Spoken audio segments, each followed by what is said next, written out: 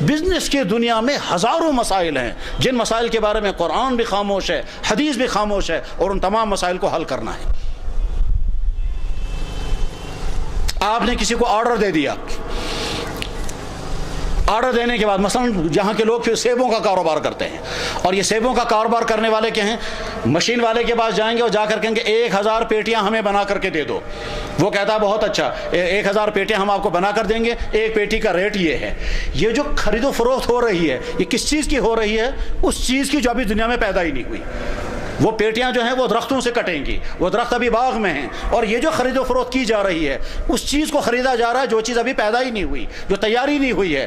کیا یہ خرید و فروخت جائز ہے ناجائز؟ حدیث میں کئی نے لکھا ہے یہ جائز ہے، اور پہلا شخص جس نے اس کو جائز قرار دیا وہ امام ابو حنیفہ رحمہ اللہ تعالیٰ ہے، اور باقی تینوں امام کہتے ہیں یہ جائز نہیں ہے، اور آج کے چاروں امام یہ کہتے ہیں کہ صاحب جائز ہے، اس کے بغیر کوئی صورت نہیں ہے۔ امام ابو حنیفہ رحمہ اللہ تعالیٰ نے اس کے لیے بنیاد دکھائی، اور بنیاد دکھانے کے بعد پھر بتایا یہ کیسے جائز ہے۔ تو غرض ہے کہ بے شمار وہ چیزیں جو ابھی پیدا ہی نہیں ہوئی ہیں اور ان چیزوں کو لوگ خرید و فروخت کرتے ہیں، حالانکہ اللہ کے نبی علیہ السلام نے منع کیا تھا جو چیز تمہارے پاس نہیں ہوگی اس کو مت بیچنا۔ تو پیٹی بنانے والا تو ابھی اس کے پاس لکڑی بھی نہیں آئی ہے اور وہ پیٹیاں بیچ رہا ہے، اس کا ریٹ بھی وصول کرتا ہے، بلکہ ایڈوانس میں بھی پیسہ لے لیتا ہے۔ تو ایڈوانس میں پیسہ کس چیز کا اس نے لیا؟ ایسی چیز کا جو ابھی پیدا ہی نہیں ہوئی ہے۔ تو وہ چیز جو پیدا نہیں ہوئی ہے اس چیز کو بیچنے کا اختیار کیسے ہے؟ اگر حدیث کی بنیاد پر دیکھیں گے تو ناجائز ہو جائے گا، لیکن فقہ میں آ کر کے اس کو جائز قرار دیا گیا۔ کس لیے جائز قرار دیا گیا؟ اس کی تمام تفصیلات سامنے رکھنے کے بعد پھر فیصلہ ہوا، اور ساری دنیا کے مسلمان اس کو جائز مان کر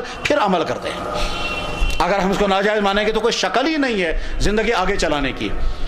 یہاں باغوں کی سرزمین ہے، باغات بہت زیادہ ہیں، حدیث میں صاف موجود ہے کہ باغ اگر ابھی پھل اگر نہیں آیا ہے تو پھل بیچ نہیں سکتے۔ حدیثوں میں صاف ممانعت ہے کہ اللہ کے نبی علیہ الصلوۃ والسلام نے باغ بیچنے، پھل بیچنے سے منع فرمایا جب تک پھل نہیں آئے گا۔ ٹھیک ہے صاحب، اب لوگ خرید رہے ہیں ان باغوں کا پھل جن میں ابھی پھل آیا ہی نہیں، اور وہی پھل مارکیٹ میں پہنچا ہے۔ تو مارکیٹ میں ہم پھل خرید سکتے ہیں یا نہیں؟ اگر ہم کہیں گے چونکہ باغوں کی بے ناجائز ہے لہذا مارکیٹ کا پھل بھی ناجائز ہوگا، اس کا مطلب یہ ہوا کہ ہم کبھی پھل کھا ہی نہیں سکتے ہیں۔ اب اگر ہم اس کو جائز مان لیں تو کیسے جائز، اور اگر ناجائز مانیں گے تو زندگی مشکلات میں پھنس جائے گی۔ تو حل کیا نکلے گا؟ تو فقہ کے ذریعے سے حل نکلتا۔ علم فقہ، اسی وجہ سے امام ابو حنیفہ رحمہ اللہ تعالیٰ نے اپنے زمانے میں کمیٹی بنائی تھی، اور اس کمیٹی کے ذریعے سے نئے پیدا ہونے والے مسائل کو حل کرتے تھے، اور 40 آدمیوں کی کمیٹی تھی۔ چونکہ دوسرے کسی امام نے یہ کمیٹی نہیں بنائی، اسی امام کے ذریعے انہوں نے یہ کمیٹی سب سے پہلے بنائی تھی، اس لیے ان کو کہتے تھے اجتہادی دنیا کا سب سے بڑا امام امام ابو حنیفہ، اس لیے اس کو کہتے ہیں امام اعظم رحمہ اللہ تعالی۔ بلکہ بعد کے تمام فقہا، بعد کے تمام محدثین سب امام ابو حنیفہ کے شاگرد ہیں۔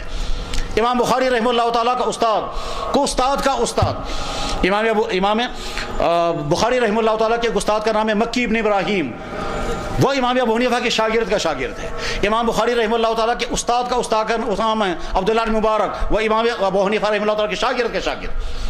غرض یہ کہ امام ابو حنیفہ رحمہ اللہ تعالیٰ چونکہ اس اجتہادی دنیا میں سب سے آگے تھے، اس لیے ان کو امام اعظم کہا جاتا ہے۔